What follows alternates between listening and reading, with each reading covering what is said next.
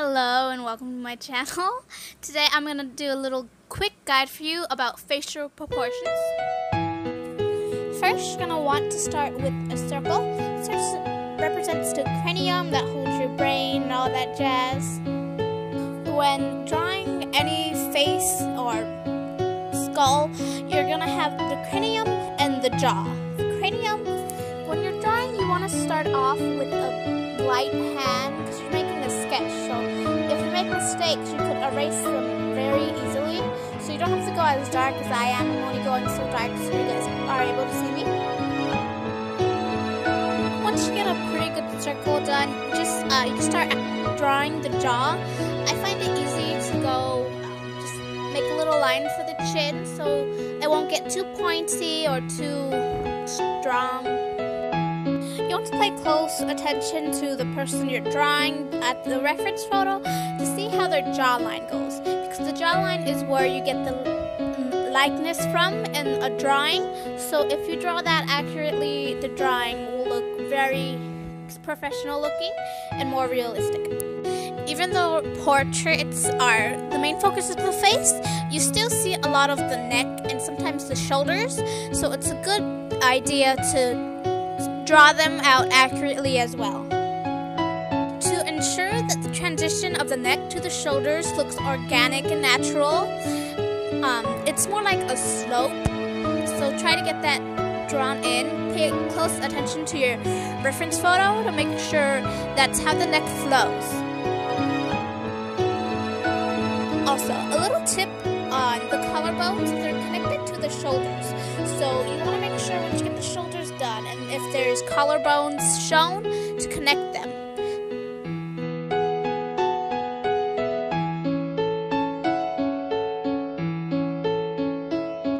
You want to make sure the eraser you're using is a good quality so it doesn't tear up the paper, but it gets the pigment off of the paper.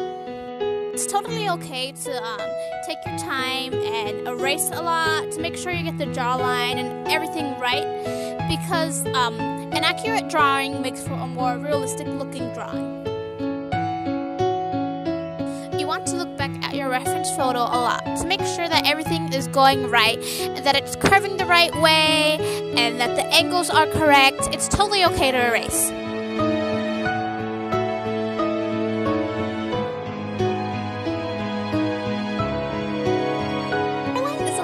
To understand because it varies person to person, and what I do is when I start drawing the jawline is once I see where the hairline starts, I start to sketch that out.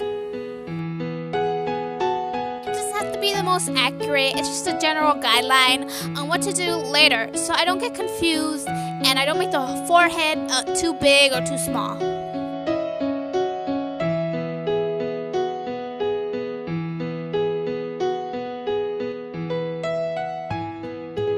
To get a better control of your pencil, make sure it's sharp. Get a good sharpener and sharpen it to the point you want to get those details in. Once you feel like you have it drawn out accurately enough, you can start and make the guidelines for the face. What I use to measure the guidelines is a pencil. You can use a ruler. I just use a long pencil because it's easier and I have it right there. The eyes rest halfway at the face, so place your pencil somewhere in the middle and center it, and just measure half from there, and then measure it back on the top of the head.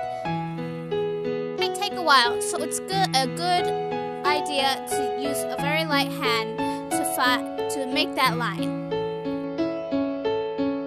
Rest halfway from the eyes to the chin, so you're gonna do the exact same thing for the nose. I like to place my finger on where I have the pencil on and then measure that, and then if it isn't right, I just move my finger a little up or down to make it more accurate. And the lips rest halfway from the nose to the chin.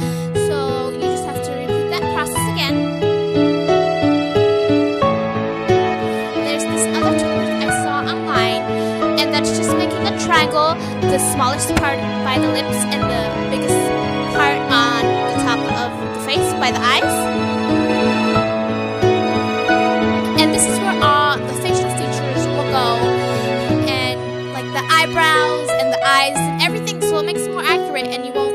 draw too big or too little of the facial features.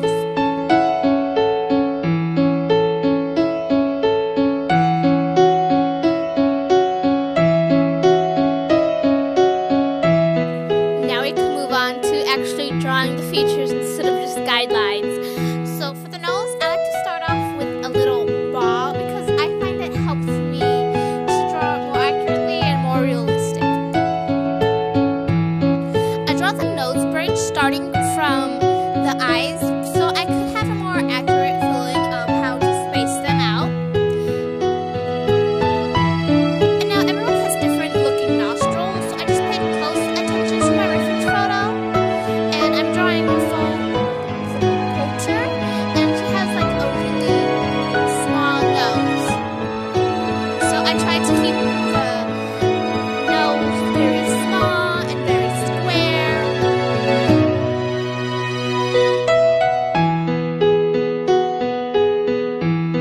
The little circle is just a guideline for me, so I just start to erase it and add more details of the nose to make sure it looks accurately drawn.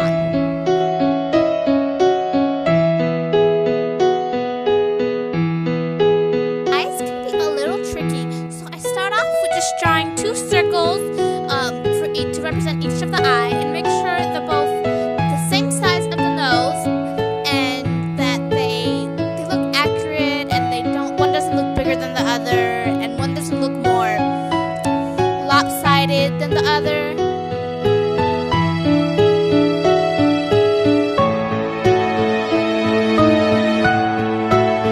When I start getting the shape of the eye, I tend to start with the tear duct. You don't have to, I just find it easier to get the shape more accurate by doing so. Also look back at your reference photo and observe how the eye curves and where the eyelid slopes down.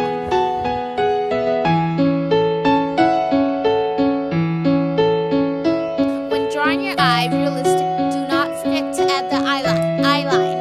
It adds a lot of life to the drawing, and it looks very realistic when you add it in. Observe where the eyes meet the camera or where they're looking off to, because the iris and the pupil of the eye always move around. So you want to make sure you get it accurately done so the person you're drawing doesn't look all like cross-eyed or crazy-eyed or whatever.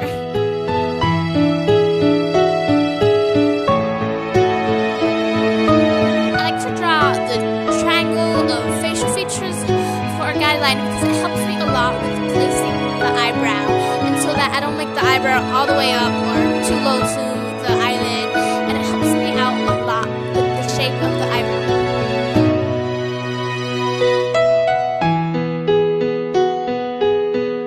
Even though they're a pair of eyes, that doesn't mean both of the eyes look exactly the same. So observe your reference photo when drawing the other eye to make sure it looks just like that eye, not like the left eye, not like make sure it looks like the eye you are drawing.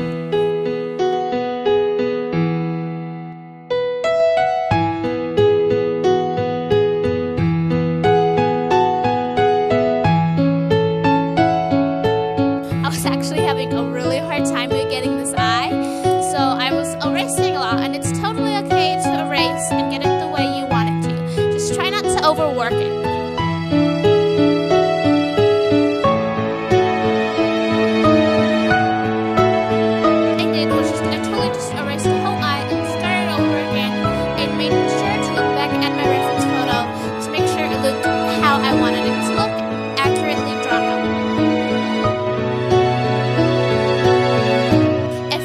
Time getting sharp lines, make sure to go back and sharpen your pencil. Maybe that will help you out a bit more getting it accurately drawn out. Make sure to add those little details like the tear duct and eyeline, and make sure the pupil was placed correctly. Now for placing the mouth, it can be a little tricky. You want to make a line straight in between both of the eyes, because that's where the mouth will end. I forgot what I was trying to say. That's that's where the lips will end.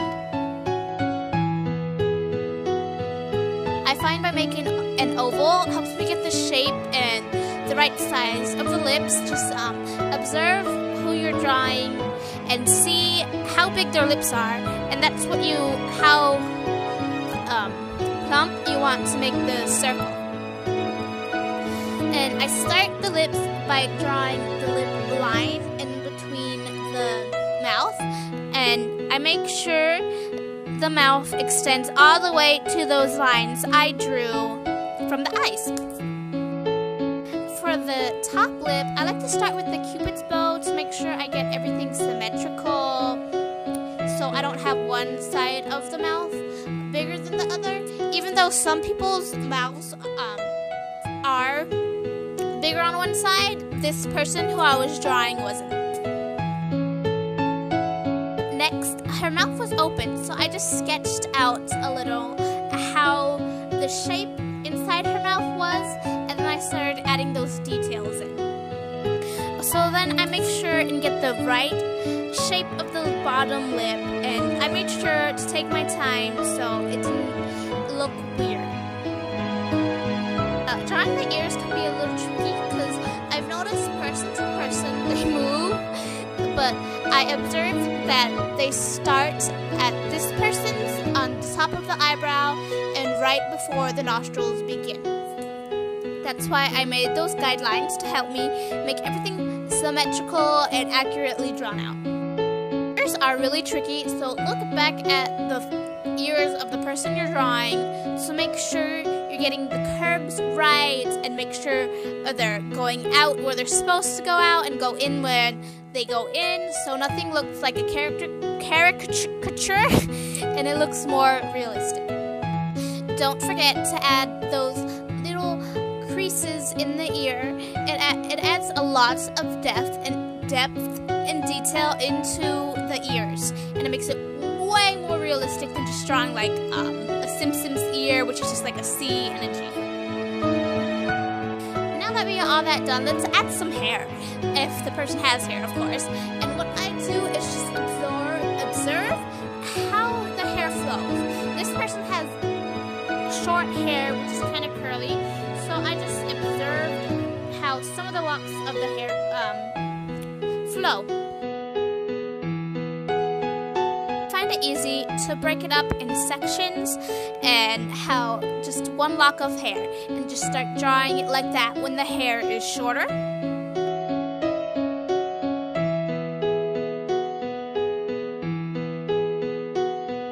That's where that guideline of the hairline goes in, because I'm observing every lock, every section of the hair, and that's where I start to sketch in the more accurate hairline. Look back at your reference photo. Practicing realism really helps out your art, even if you just draw cartoons. It helps you figure out proportions more, and when you know how something is supposed to look, you know how to exaggerate it and make your cartoons look even better. I hope I helped you guys out a lot. Comment any tips you guys have that help you draw the face. Don't forget to subscribe if you want, and give this video a big thumbs up if it helped you out a lot. Thank you!